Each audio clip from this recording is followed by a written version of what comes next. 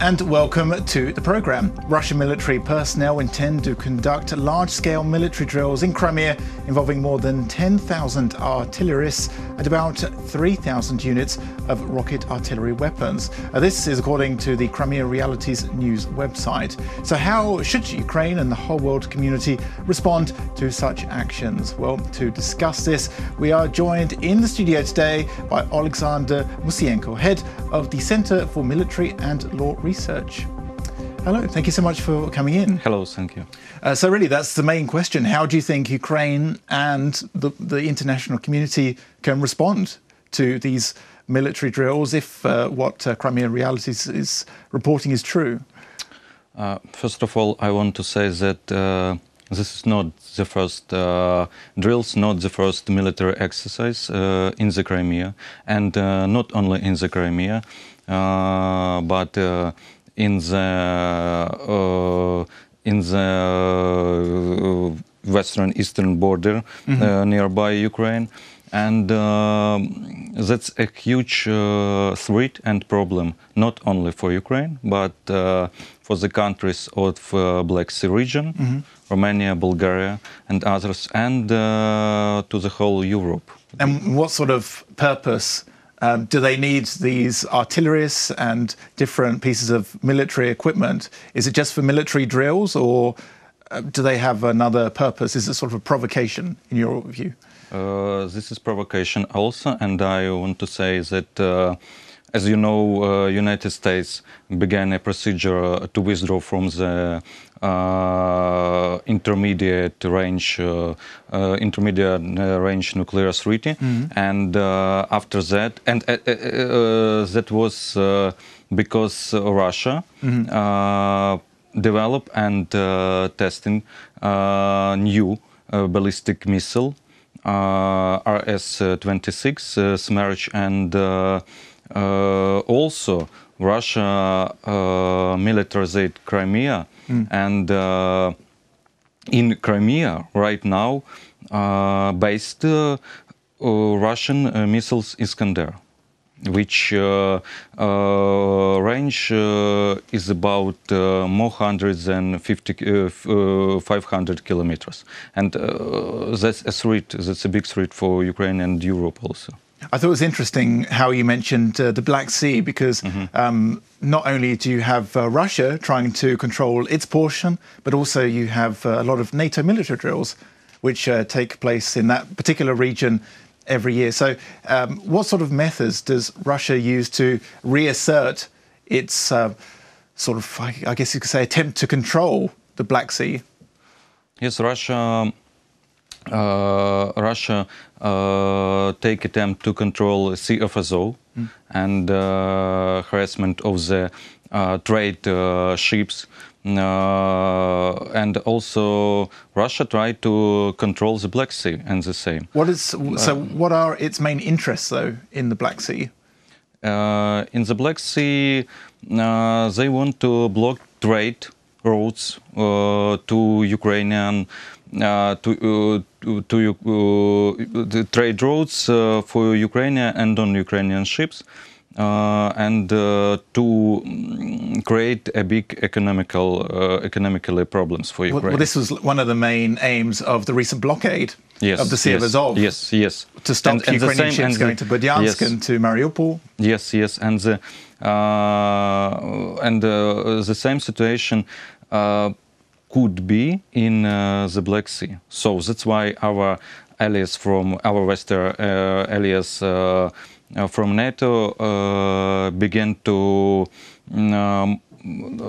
more support Ukraine, and a lot of warships from the countries of NATO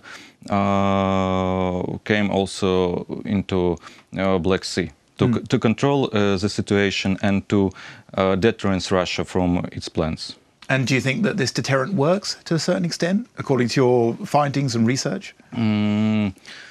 Not at all, but we appreciate for this support, because right now Ukraine doesn't have enough capabilities to control the whole area of the Black Sea, and the support of United States, Germany, and Britain. It's very important for us right now. And how has the situation in Crimea changed? Because a lot of military analysts and experts have said that Russia treats Crimea as a sort of military base. So since the invasion and annexation back in 2014, you remember seeing all these trucks and military vehicles going into Crimea. How has it changed? Are they still on a rotating basis? Have they got larger formations there or smaller? No, they have large because before the annexation of Crimea, there was only 21 naval ships, Russian, from the Russian Black Sea Fleet, and right now the number is 72 naval ships. Also, there are a lot of missiles, there are more tanks, and other weapons that Russia delivered to Crimea after the annexation. And right now, it's a big threat. And also, as you know, the resolution of the General Assembly of the United Nations, which was adopted on December 2018, also condemns Russia for militarization of Crimea. And the whole world see and understand that militarization of Crimea, it's a problem. Just a few days ago, Ben Hodges, who commanded General American He's quite a high figure, isn't he, in the military? Yes, military. Said that the threat from Russia is not just Ukraine, it's not just Crimea, but in perspective maybe even Odessa, Ukrainian, and even Romania. So given the fact that people like him say that it's not just Ukraine, but perhaps other countries, yes, how do countries like Ukraine and perhaps other countries that border the Black Seas, Turkey, for instance, what sort of cooperation do they have? Because I know the Ukrainian defense minister and the Turkish ambassador to Ukraine met to talk about defense issues and how to strengthen cooperation. What sort of strategies do they have then, in your view? I know that we have cooperation with Romania and with Bulgaria. Turkey only 2, maybe 3 years ago just began to improve their presence in the Black Sea, because they have all of its bases on the sea, on the Mediterranean Sea, and no in the Black Sea. So only right now, only after the annexation of Crimea, they began to increase their presence. But it's not enough right now. But Turkish side is actively increases their presence in the area of Black Sea.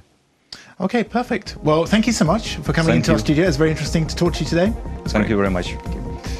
That was Oleksandr Musienko, head of the Center for Military and Law Research. Thank you for watching and stay tuned for more with us at UATV.